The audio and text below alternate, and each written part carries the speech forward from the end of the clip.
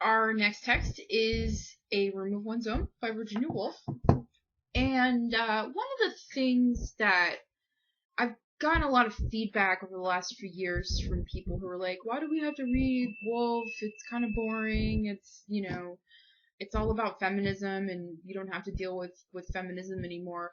I put a bunch of commercials on Blackboard for you. You should look at them and then tell me that you don't have to worry about feminism anymore because sexism is rampant. It's when I'm recording this lecture, it's 2014 and women are still not paid equally. They're still treated like sex objects in the media. And I mean, there are countless examples of why we still need feminism. And usually when I teach this class in person, I just show like 20 minutes of sexist commercials, but it would be silly for me to do that. So you should just go watch some of the ones that I posted. You're also going to watch some Toddlers and Tiaras for this lecture, so that's a whole other ball of wax. The essential questions we deal with when we're looking at A Room of One's Own are: why have women been oppressed throughout history? What are the roots of and the justifications for patriarchy? And if you don't know what the word patriarchy means, it's just a really fancy word for dudes being in charge.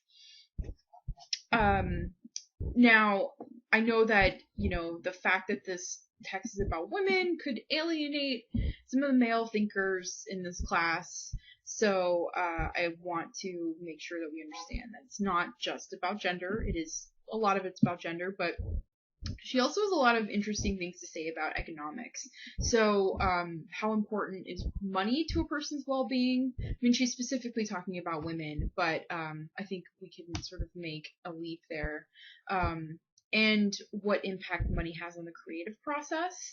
And finally, she gives this really interesting theory of the mind at the end. So we're looking at what kinds of individuals we should aim to be and what kind of mind or soul should we strive for.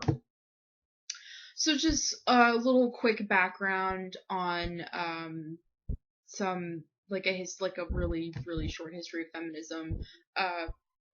What we're dealing with is the 20th century now, finally, and the climate that Virginia Woolf is writing in is in the wake of the women's suffrage movement. So women, some of them obtained the right to vote in Britain in 1918, and about 10 years later, all women are given voting rights there. And we know American women gained their suffrage in 1920 with the 19th Amendment. So by about the 1920s, in the Western world, you see women gaining the right to vote in a lot of places. Not everywhere. There are still places where women cannot vote in the West. So this is kind of the climate that we're dealing with this text.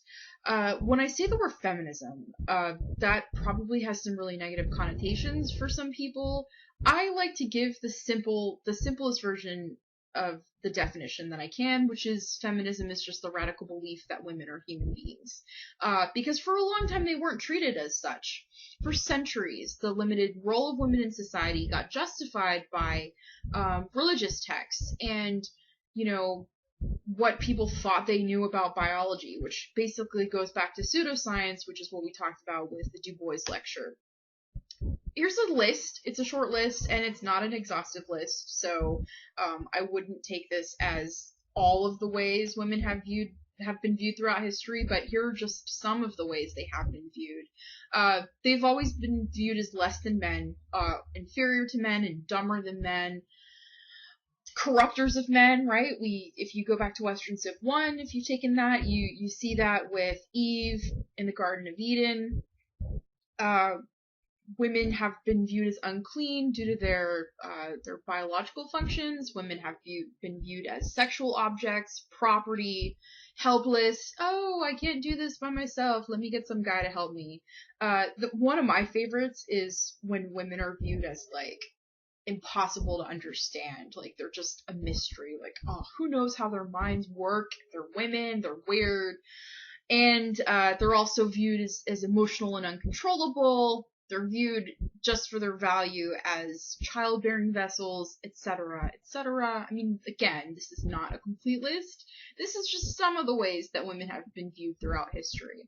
And because I love to quote the scriptures, I want to give you a couple of examples from the Hebrew tradition, the Christian tradition, and from Islam. So, suppose a man enters into marriage with a woman, this is from Deuteronomy, but she does not please him because he finds something objectionable about her.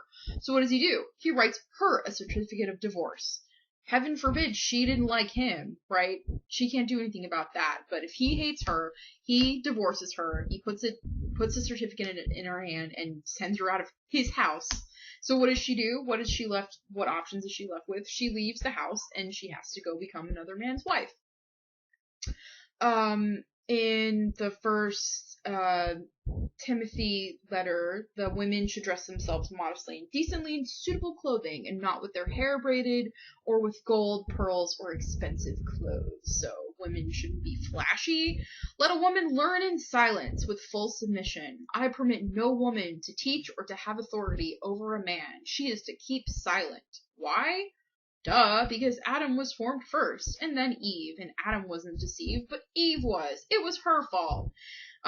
Yet she will be saved through childbearing, provided she and her husband continue in faith and love and holiness with modesty. And there's this delightful gem from the Quran: women are your fields, men go into your fields whenever you feel like it. It's not just the religious tradition, right? Philosophers, Aristotle and Thomas Aquinas, who basically plagiarized Aristotle, they both referred to woman as just a misbegotten man, right? Like a man without all the right parts.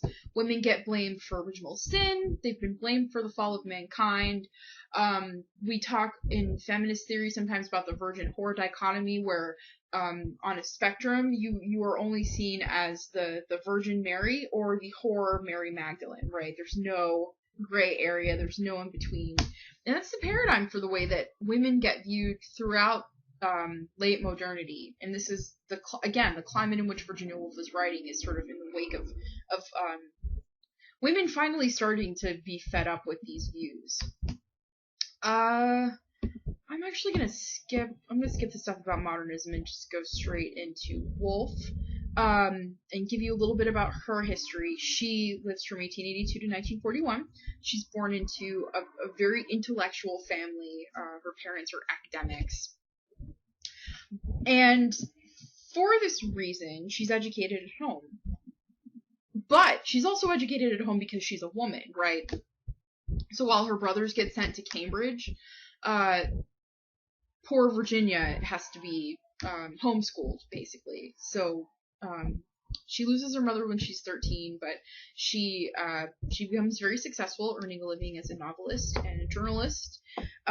She writes with a bunch of people that call themselves the Bloomsbury Group, and they're just like this rowdy band of intellectuals who publish these little newspapers and stuff like that. She commits suicide, and there are speculations about why she did that, but she's known to have had sort of issues with depression throughout her life. A Room of One's Own, the text, it's actually based on a set of lectures that Woolf delivered.